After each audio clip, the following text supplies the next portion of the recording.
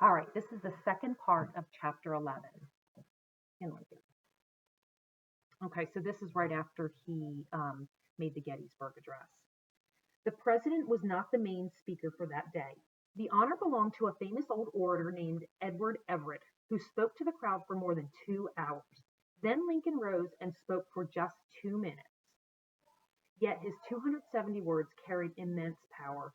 He never once mentioned slavery or slaves, emancipation, or black troops, but he somehow managed to remind the country and the world that America would ever after be dedicated to equal opportunity for all.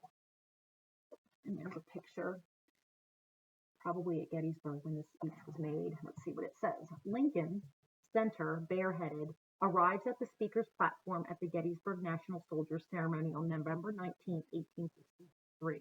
Some 2 hours later, he would deliver his most famous speech, the Gettysburg Address. So there it is. It's hard to see from this picture which is Lincoln, but there they are gathered to hear him.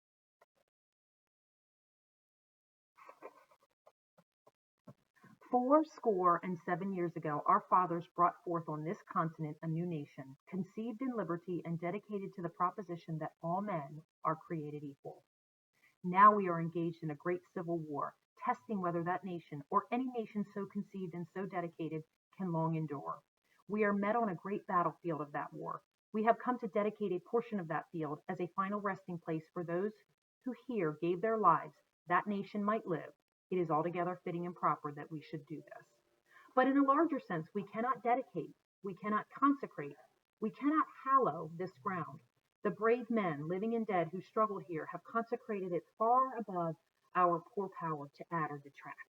The world will little note nor long remember what we say here, but it can never forget what they did here. It is for us, the living, rather, to be dedicated here to the unfinished work which they who fought here have thus far so nobly advanced.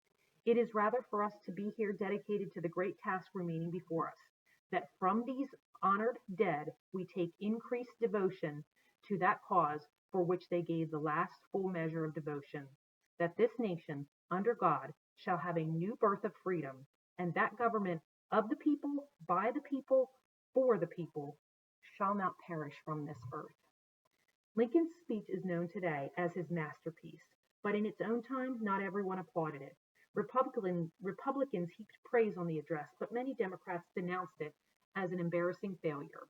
Silly, flat, and dishwashery, said one. The politically motivated reaction to Lincoln's most brilliant oration or speech came as no real surprise. The countdown had begun to the next presidential election, and as Lincoln well knew, the results of that crucial contest would decide, once and for all, whether slaves would remain free or return to bondage. Unimaginable as it may have seemed, a victory by Democrats in 1864 would likely have meant cancellation of the Emancipation Proclamation. In part, Lincoln decided he must win re-election to give the proclamation more time to work.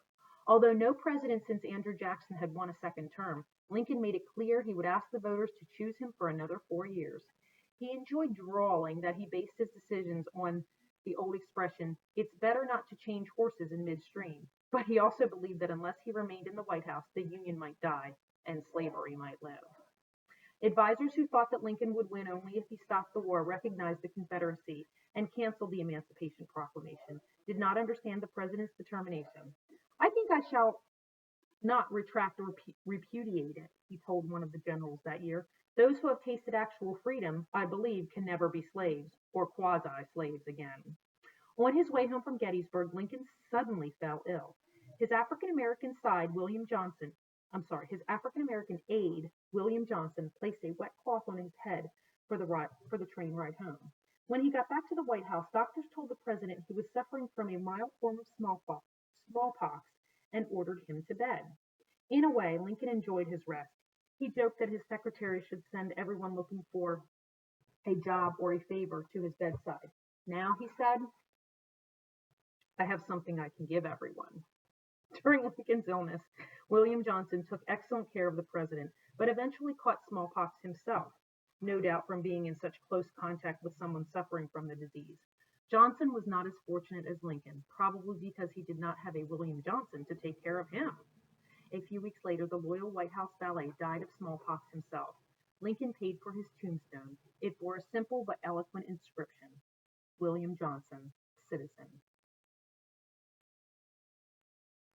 The president was still under the weather at Christmas time.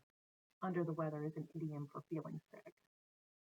When he received a gift of sorts that must have lifted his spirits immensely. It came from none other than William D. Fleurville, or William Flourville the Barber, as he signed himself. For nearly 3 decades, Lincoln had received not one pleasant letter from his hometown. Most messages from Springfield included demands for assistance or appointments. But William Flourville's note was different.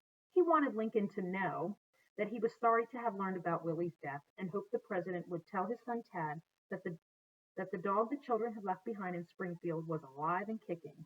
He also wanted Mrs. Lincoln to hear that the tenants who had rented their old house had kept it in good order.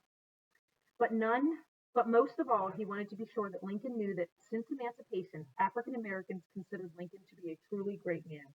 Thanks to you, Flourville wrote, the shackles have fallen. The bondsmen have become free men, to some extent already under your proclamation, and I hope, ere long, it may be universal in all the slave states, Flourville added, that he yearned for the day when your authority may soon extend over them all, to all the oppressed, relieving them from their bondage, and cruel masters who make them work and fight against the government. And when the country's troubles finally do end, the president's old friend, barber, and law client confidently predicted, the nation will rejoice, the oppressed will shout the name of their deliverer, and generations to come will rise up and call you blessed.